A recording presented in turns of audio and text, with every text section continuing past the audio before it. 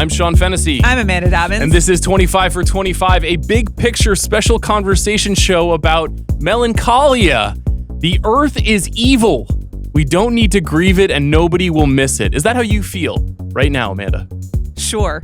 Yeah. No, but yes. I'm so excited that we're doing this. I was like, and so this is, you agree with me. We agreed on all of these, but this was just like an elated Amanda pick. And I'm like almost giddy. And I've been telling people in our life, we were even talking with Jack before we started, and everyone's like, wow, what a depressing movie. Oof, you've got to watch that right now. And I have to be honest, it's obviously incredibly dark, but I find it exhilarating. Let's talk right away about why that is. So The film is directed by Lars von Trier. Yeah. It's a full 25, 30 years into his career, the famed Danish filmmaker. It's a critical movie in a lot of ways. It's a movie that sort of signals his arrival to, even though this film was not made in Hollywood, and in fact, he's never been to America, a kind of American and English movie. He had previously worked with, Nicole Kidman and Bjork and Emily Watson, but this is an American movie star in Kirsten Dunst and a largely English-speaking cast. Stellan Skarsgård, Alexander Skarsgård, Charlotte Gainsbourg, of course, French, stars as her sister. Your boy Brady Corbet, number of other actors, the Udo Kier, Charlotte Rampling, Kiefer Sutherland, an American. And it feels like a classic Lars movie and yet a totally different kind of Lars movie. So contextualize it for yourself for us. When did you see it? How did it impact you at the time? I do think I saw it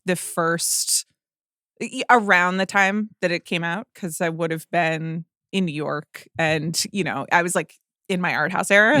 But I think I really came to this movie because my dad loved it so much, which is also just an incredible take. We'll come back to him. Yeah. Yeah. And the Kirsten Dunst of it all. And I think what you said about it being both a quintessentially Lars von Trier movie and also a departure. The departure is what brings me into it. Everything from the staging, the sumptuous lush, like it's, the first half of the movie is at a wedding, at some like ridiculous estate, and everything is beautifully designed. Well, the whole movie is. The first half is the wedding. The second half is just like, people dealing with, space and the internet and doom. It uses Wagner's Tristan and Isolde in this memorable and really operatic, pun intended, like over the top way. But there is something big and lavish and like and showy about what it's doing, and not like grimy and perverted in the way that the many other Von Trier movies can be. And so the openness or the difference is kind of what brings you in to then what is an incredible movie about his signature subject, which is depression and the world being awful. Yes, a place of pitiless despair. So this movie, which I assume many listeners of the show have heard, but many have also not seen, is now streaming on Netflix and Tubi. So if you'd like to watch this movie, we highly recommend it. We're going to talk about some of the details of the story. It is what it says on the label. It is a story about deep, deep, deep sadness and pain, and also a kind of metaphorical pain that comes in the form of a planet that is hurtling towards Earth. It's on a collision course, and two sisters. Or is it? Well, we can talk about that. Yeah. We can talk about the literalism or lack thereof in the movie. But the two sisters, Dunst and Gainsbourg, one of them is trying to cope with her depression or is engaging with her depression, depending on how you read the movie. And the other is kind of having a hard time accepting the destiny of these two characters. And it's kind of a bifurcated movie that, says it is about these two women, but I find that it is ultimately very much about the Kirsten Dunst character. Yeah, of course. And her pain and also her sense of wisdom. Yeah. And whether or not depression is actually the act of the wise is an interesting question of the movie. Dunn's character shares her name with the title figure in Marquis de Sade's 1787 novel Justine, about a virtuous woman who endures a crucible of suffering and after being reunited with her sister is fatally struck by lightning. Right. Yeah. So off to an auspicious start. That's not a coincidence. There are many, many literary and artistic homages and allusions throughout this movie.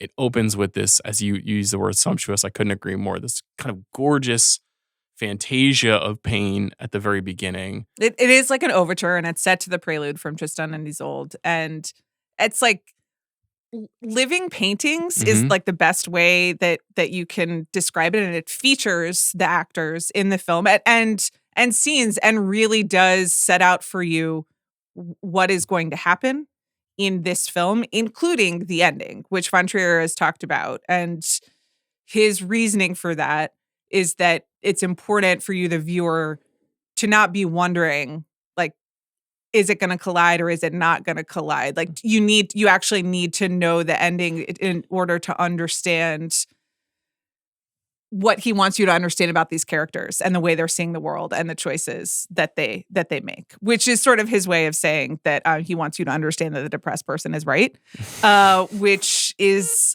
like amazing. And this movie is funny on its face. Like, there are actually comedic moments. But to me, there is, I guess it's the way I respond to like nihilism and this like deep depression. I'm just like, it is actually hilarious to me that he just makes this like entire like opera about how the depressed person is the only person seeing clearly. Who should at least be listened to, or whose journey towards acceptance is rational in some ways, right? Because the feeling of depression is so irrational, and that those who are not kind of in sync with someone who is feeling depressed are often approaching them like, "What is wrong with you? What is wrong with you?" Right. So this idea of like orienting the truth inside of the person who is illogical is such a smart concept. And the only way to find peace and to make it through whatever is left of the world. Right. It's audacious and funny to me. I think it is. Because it's so depressing that I don't know how else to respond to it. Yeah, I think all of Von Trier's movies have a sense of humor about them because he takes bleakness to their absolute furthest extent. I think one reason that this movie I feel is differentiated and is ultimately my favorite of all of his films is he makes a choice to not make the lead female character like a humiliated victim. No. She is a person in pain, but I think there is an incredible sensitivity to her pain. And that idea of like her being right is something that you don't necessarily feel in Breaking the Waves or in Dancer in the Dark. No. There's like a punishing quality to those movies, in Dogville, Manderley, like all of these movies that he's made, especially those sort of more the English ones, are really hard to sit through and accept. And when you arrive at the end of them, you say the same thing that you say at the end of this movie, but when you say it at the end of this movie, you can say like, well, I guess we're fucked. Instead of like, we are fucked. Yeah. And even though he doesn't necessarily shift his totalizing view of the world, the energy that he brings to it and I think the sort of like sensitivity that he has to these characters is a little bit different, which I find really interesting. Like, I'm not even sure what brought him to this stage in his career. He's such a controversial filmmaker, and there's a lot of controversy embedded in the release of this movie. Really, some self-sabotage for sure. And we can talk about that in a little while, but I just find it to be a bit different from any other Von Trier movie. We'll mostly talk about Kirsten Dunst, I think, with reason. And this is Kirsten Dunst's movie, and she is, I think, the Von Trier stand-in, for lack of a better word. But the Charlotte Gainsbourg character is really important, both in. When I watched it again for this podcast, I was like, oh, so one's depression and one's anxiety, which is a really like fascinating, and I struggle with both. So they are two prongs of the same experience. There must be some of him and her in Gainsbourg's character as well. Yeah. But the Gainsbourg character is there showing both a lot of empathy for the Dunst character, and is kind of the vehicle for everything you're saying about, if not punishing the person, at least trying to accommodate. And she gets frustrated with the Dunst character as well, but it's someone else who like understands that this is an illness. That's one thing that she says to Kiefer Sutherland's character, like, she's ill. But then the other thing that the Charlotte Gainsbourg character is doing is she is providing, she is a hopeful person, or she's not hopeful, but she wants it to work out. She is there in opposition to Kirsten Dunst, whose character, who's literally just like, the world is evil and it's good that it's going to die. And she is, so she provides that sort of like human connection of, wait, no, actually, we don't, like, not all of us not all of our human person wants this to turn out this way, even if it's going to. And I think that makes it like a little less, not like closed off, I guess. Yeah, I think it also just makes it feel to me a little bit less like an experiment. A lot of his movies often feel like exercises in endurance. And I feel like this movie is just much more sort of gorgeous. Yeah. And even when things are turning really bad in the third act of the movie and, you know, the hailstorm begins, it's just a beautiful image. Beautiful. And he's always been a filmmaker with a strong eye, but he usually shoots, you know, in the Dogme 95 style, which is this like really kind of grainy, intense digital format. And it's a lot of close-ups. It's a lot of handheld. It's like a very unforgiving style of filmmaking. Right. And this is a style of filmmaking that is using all the same tools, but is trying to paint with them. And it just makes for a different kind of movie. And if you look at the later Von Trier movies, you can see that this movie is kind of a turning point for him, like Nymphomaniac, another insane movie that is like very unpleasant through much of it, but is a bit more gorgeous to look at, even though it is lots of depraved sex acts for 3.5 hours. So it's a critical movie for him. I thought it was a critical movie for Kirsten Dunst. And I'm not sure if that's actually true, because it's a big breakthrough for her. It gets her out of Mary Jane and being typecast as the cute, bubbly blonde, you know, post Bring It On, and or even as a teen, because with Sofia Coppola, she's working, you know, in the and she's amazing in it. But Marie Antoinette, which is still just like, you know, what if a significant historical figure were just a teenager, right? And so it is. I guess it's her first true adult role, but it does not trigger. The after effects of this movie are fascinating to me, and like what parts she took and what movies she made, and how you view her. I mean, I think it's fair to say she's your favorite actress. Probably, yeah. And she's, I think, pretty widely beloved and respected. Has had really good taste for the last 20 years, but doesn't have like 7 Melancholias on her resume. You know what I mean? Do you know what I'm saying? Like, I think I was a little surprised, like reading so much about her at this time.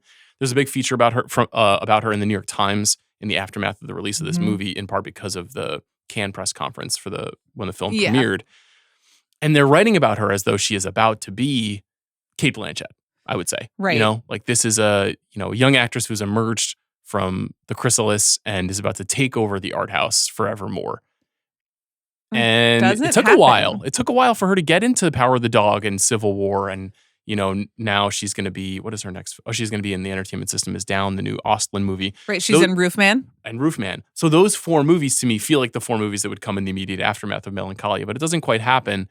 And I wonder if maybe people either didn't see this movie or didn't quite, weren't ready to accept her as this kind of a performer quite yet. I don't know. What do you think of that? She wins Best Actress at Cannes, which is not always a predictor of mainstream American success. In fact, like it rarely is. Yep. But it does at least usually give you some attention. I do think the Lars von Trier of it all around this movie just really limited its reception, and certainly its American, crossover. I mean, this is like a deeply dark, like weird European film, that we both love, but it's not like, go see the star, bring it on. Yeah. In like, doing her best Ophelia. Like what it's not commercial to begin with. And then I think it was so easy after the dumb press conference to kind of write it off for a bit.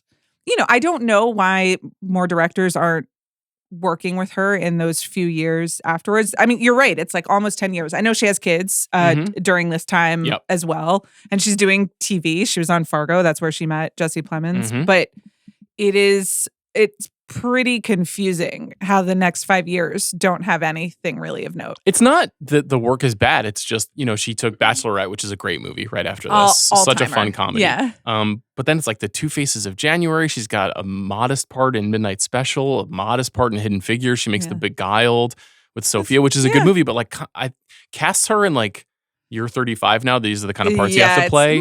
It's my least favorite of the Sophia movies. And then Woodstock she makes with her friends. Is it the Malevi sisters? Yes. And then now I felt like Power of the Dog kind of reset her trajectory as like, this is one of our great American actors and deserves these parts. You're right that Fargo is pretty significant in that respect too.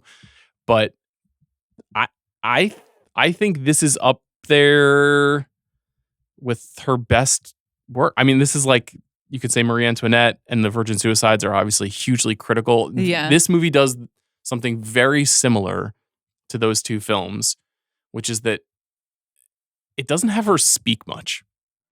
And particularly in the first half of this movie, her character does not have a lot of dialogue.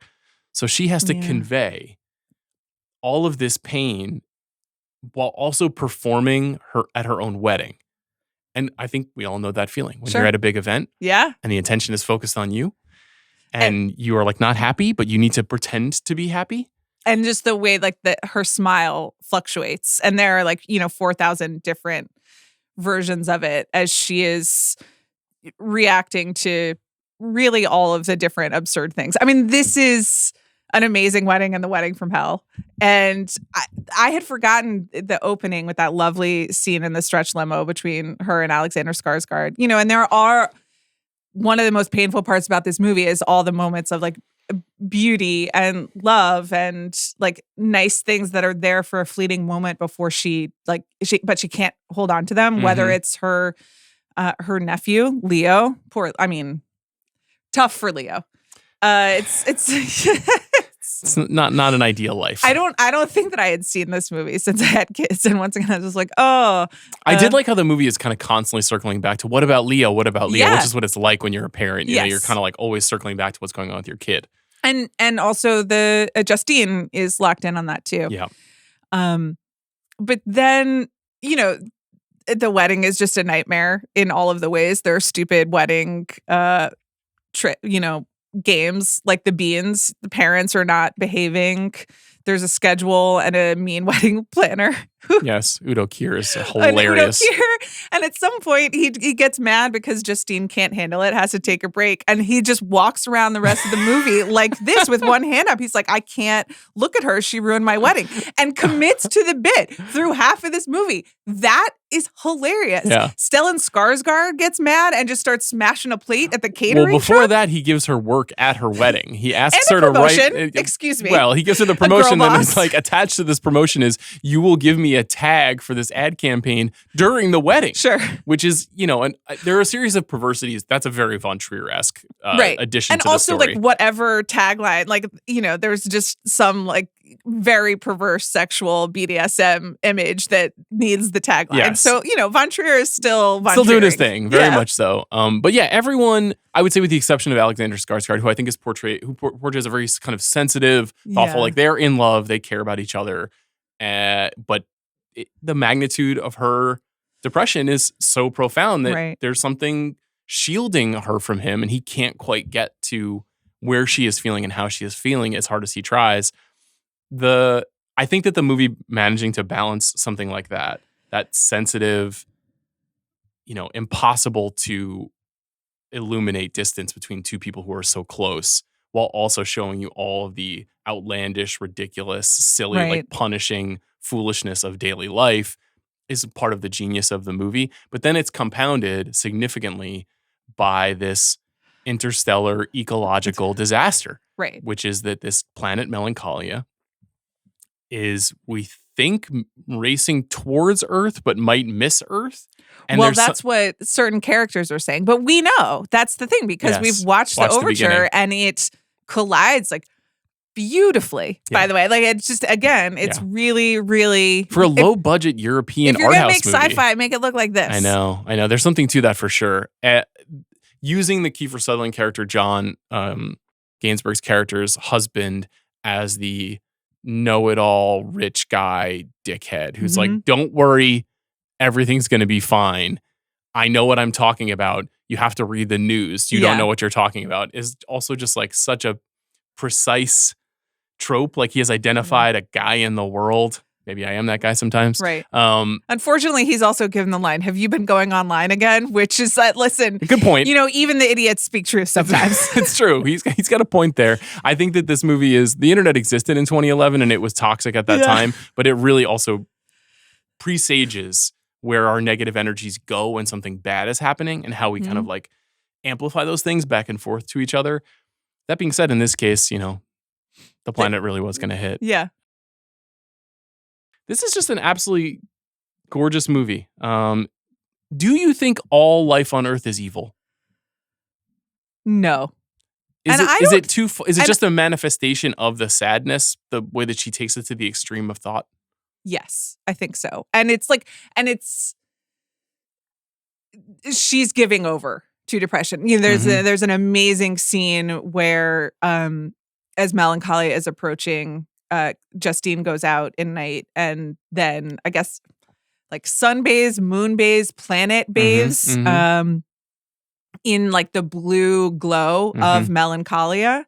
And it looks like a Renaissance painting. But Justine is like feeling some sort of like release or joy, and to me it's giving into Melancholia and what's going to happen, but it's like this sadness, this illness that you can't keep at bay and that you've been fighting for so long, you just like let it take over. And there is like release in that, right? Because depression is something that you are like fighting against. I speak from experience. And so I think that I don't even think the movie thinks the world is all bad because it has the Charlotte Gainsbourg character. It has Leo. It has the moment between Alexander Skarsgård and Kirsten Dunst and the apple trees before she just leaves the photograph. Even like her idea of her father and her father kind of slipping through her fingers as John Hurt in the movie. There's real love and connection or lost connection that she feels like is important to her. So it's not that it is not nihilism, I don't think. No. But I think you're right though that the moon bathing is the acceptance of the darkness, right? That is like, this is happening and we cannot beat it. And so I have to embrace it, which is one of the darkest point of views you could ever have. I mean, it is truly the nature of suicidal tendency. Like that is exactly what he is located, but he's doing it with contrasting it with like literally one of the most beautiful women on the planet, completely nude, painted on screen in a sci-fi glow. It's just an amazing image making. Amazing. Yeah. But then he also, so the end of the movie, once Justine has that acceptance and then she, there's the speech that she gives to Claire, Charlotte Gainsbourg character, which is, all life on Earth is evil. I don't want to go like have a glass of wine with you on the terrace while the planet hits and the world ends. But he still gives you Leo and the child character, and there is that moment, even as Kirsten Dunst has like accepted, has like given in to the dark side of the Force. I guess I was just listening to your Star Wars rewatchables.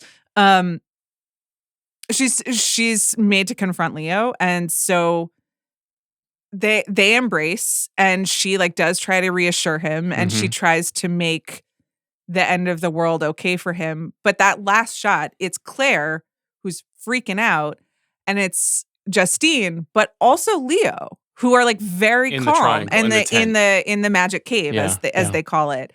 And there is something, to me, the darkest thing is Leo's like calmness in that moment. It's the world is ending, and also his parents are pretty absent. So I get it. An under-discussed theme of this movie is your parents can really, really fuck you up. Yeah. Charlotte Rampling, all time 15-minute 3 days on set performance. Yes. Where she plays a mother who a classic narcissistic personality disorder person who has made the event of the marriage all about her and her discontent with the idea of marriage and rejecting it in part because her marriage dissolved to John Hurt, who is this kind of like, carousing party man who's kissing various Bettys and embarrassing himself and embarrassing his family. And but she stands up at the wedding and is like, I didn't go to the church because I hate weddings and I hate everyone here. It's really... But she's incredibly well cast. Yeah, Charlotte Rampling really, is really truly good. the dark side of the Force. And then Kiefer Sutherland, I've got some notes for him. For his behavior. John. Well, as a dad, Yeah, sure. Total denial. And then takes all of Claire's like special pills.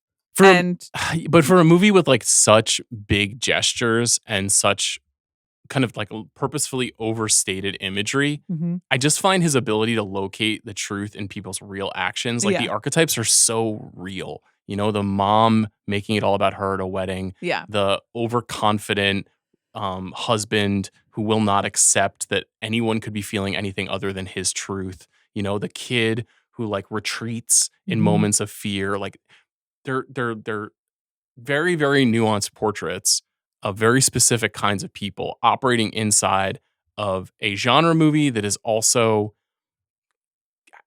has homage to like Last Year Marion Bad and this broad tradition of existentialist European cinema. Right. And it's just a masterful synchronization of all of his interests and also bringing something new to the table that it's really, really exciting. I've read a lot about this movie in the run-up to this, and A.O. Scott in his review of it, which is an excellent review of this film, notes that Robert Altman, Noah Baumbach, and Jonathan Demme had previously used, quote, the angst and pomp of a wedding to zero in on the fragility of the human condition. And there is something to that. My theory about weddings. I thought of you as I rewatched. Any movie that opens with a wedding is probably a masterpiece. And any movie that closes with a wedding, probably tripe. Does this count as opening? I think so. Okay. Yeah. I mean, she's in a wedding dress on the way to the wedding at the start, after the overture. Yeah. And she's in a wedding dress for some of the overture as well. So I just didn't know whether the overture disqualifies I think it. it's fair I do to think say. the overture is one of the great openings in cinema. It's like, I had totally forgotten about it before I sat down to watch this again. It's like it is the like total opposite, but it's up there with the first 10 minutes of Up. One is just like, here is the possibility of life, and one is here is the impossibility. That's a fabulous comparison. And no, 2009 is Up. I was going to say they come out in the same year, but both are about the acceptance of death. Yeah. In so many ways. What is this movie's legacy? Well, I guess we'll talk about the press conference now. Yeah. So this movie premiered at Cannes, and there was a press conference, and they gave Lars von Trier a microphone, and he made some comments that he now says were a joke, and maybe they were at the time, saying that he was a Nazi, some other, some stuff that he was kind to Hitler in some of his comments. Not ideal. Not what you want. It's really not good, and it was not received well. People were appropriately outraged, and he was banned from Cannes for a while. 7 years he was banned, but there was a real stink before anyone could ever see this movie. And whatever mitigation they tried to do of being like, well, it's Lars von Trier, he can't get, he gets in his own way. It didn't work out. So I do feel like it took a while for the majesty of this movie to be separated from the rollout. Yeah, I it's hard to know how much this specifically impacted his career because, Nymphomaniac came out 2 years later. That was a very big movie, drew a lot of stars to it. And then he made The House That Jack Built in 2018 with Matt Dillon, a serial killer movie. And he hasn't made any films since then. I guess Etudes is another movie that he's going to have coming at some point, but he's been very sick. I believe, was it Parkinson's that he was diagnosed with? I can't recall what the malady was that he's currently battling, but it has made it extremely difficult for him. Yes. Yes, it is Parkinson's. So I mean, he's historically been a struggling person. He has a fear of flying. He has anxiety. Sure. He obviously struggles with deeply depression. depressed. Yeah. And in 2022, he was diagnosed with Parkinson's. And so, like, this movie's kind of the culmination of his career in a lot of ways too. And the fact that it is marred by that press conference that you're talking about, which was happening, and Kirsten Dunst was sitting directly to his left. And there's this famous post on 44, Rich Jesuiak's blog, that I remember vividly at the time of Cannes 2011, that is a series of GIFs, like a wall of GIFs of her reaction to everything that von Trier was saying at this press conference, which is really just like heinous and not funny. No. And it's a performance unto itself. I mean, what she is doing in that space where she is reviled, half laughing, trying to shrink away from his sentiments. There's a moment when she clearly turns to him and tries to tell him to stop.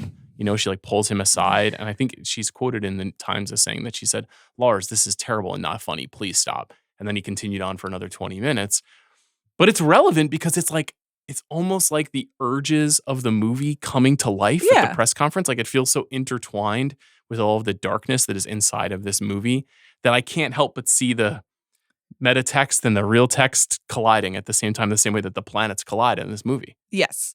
I mean, he is a provocateur, like, you know, which is a overused and kind of annoying word, but it is true in that sense that there is something that he is not just like poking at, but he is very like bluntly and aggressively putting like the ugliness of that is inside him in his art, but you know, I guess also in his daily life. And just I think in the confines of a movie, you know, it works very well. It works very well, yes. But you know, it comes from a place of struggle and you know, ugliness, and the two, they like, sometimes artists do this, you know, we talk about it all the time, right? Like separating the art and the artist, and can you, and what fuels art you love can also be really, really unseemly in real life. I mean, Bjork made some very strong accusations of misconduct on the set of Dancer in the Dark. That didn't seem to meaningfully affect his career. He was still casting world famous actors and actresses in his movies. It's unclear like what actually happened in that circumstance. Von Trier also, I think, at least in the context of this list, represents a strain of European cinema that is this blend of like the anguished artist, the cynicism of the world, and the provocateur troll. Right. And there are a lot of other filmmakers who could have made this list. Exactly why Brady Corbet is in this movie in a cameo role, which we didn't talk about. But it's like, it's not, you know. Yes. He learned at the feet of the masters. He did. I mean, when he was on the show, I asked him, did you like go seeking out these filmmakers specifically to like learn how they made this confrontational cinema? Because, you know, the other artists I'm thinking of are like Gaspar Noé is one of them. But, you know, he worked with Michael Haneke on the English remake of Funny Games. Noé and Haneke and Von Trier and maybe Brady Corbet, who is not from, you know, he's aspiring Denmark, too. but he's clearly, he has been schooled, and responds to the filmmaking. It's funny to see him in this film. I mean, he seems like such a small young boy in this movie. He does have a very funny part where he's basically like assigned to Kirsten Dunst after her promotion, and she's the new art director, and she uses him. Yes. There's a hilarious sex scene in a sand trap in this movie on a golf course. I have to say, all of the golf course scenes are used for great visual comedy. Her just like driving off alone in the golf cart in her wedding dress in the middle of the night, like an out and out guffaw for me. And really... Yeah. Just like how I feel a lot. I was like, oh, I feel seen, and like this is the meme of me, which is just like goodbye. Do you think I'll cherish that. Do you think Von Trier golfs? I don't think so either. No, I think he probably has contempt for golf, and that's why he's setting so much of this pain and anxiety in this space. I know, and John, the Kiefer Sutherland character, keeps saying, "How many golf holes do we have? 18. Nobody else asked that." Okay, cool. I think that this is a very special movie. Yeah. And it's not quite that they don't make them like they used to anymore, because they never really made anything like this, but it isn't to me a perfect reason to do this list and a perfect convergence of our tastes. Yeah. You know, that like I am art house genre guy, and you are Kirsten Dunst depression girl, and we now I have can be art house Kirsten Dunst depression girl, and I can be depression girl too. It's that we share some of these traits, but Yes. it is fun to find something. I felt very similarly to you when I saw this movie. I was like, this is a masterpiece. Yeah. This is like exactly where I would hope that's if Von Trier made another movie that was just handheld close-ups on a sad actress's face, but with like in the real world while a man abused her, I'd be like, Right. all right, come on, That man. Like we've sucks. seen Yeah. this. We've seen this so many times. This is an escalation, an elevation of those ideas, and very beautiful. Recommended if you like. Mm-hmm. This is where we recommend movies that you may want to Sure. watch if you enjoyed this film. I haven't said Tarkovsky yet.